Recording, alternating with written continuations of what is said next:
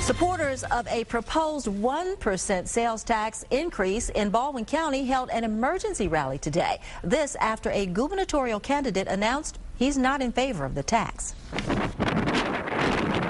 The marquee at Daphne Elementary School calls for a yes vote on the upcoming 1-cent tax referendum in Baldwin County.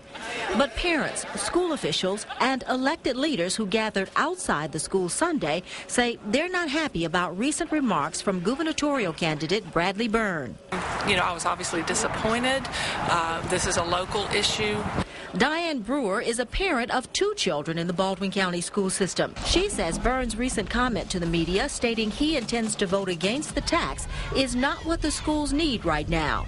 The people are actually voting whether or not to tax ourselves. This is not something that the government is putting on us, and I think because we're being allowed to decide if we want to vote for a tax, it kind of makes it a separate issue. School Board President Tracy Roberts agrees.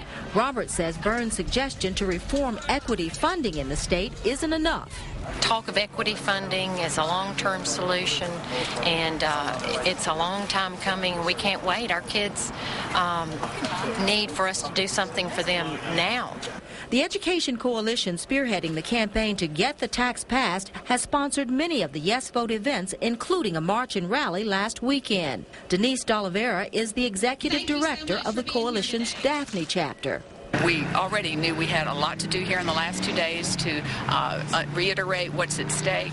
And I think from what we're seeing, we had 50 folks here this afternoon to stand together and say how committed we are to doing this work. I think, if anything, it's going to help us reiterate what's at stake.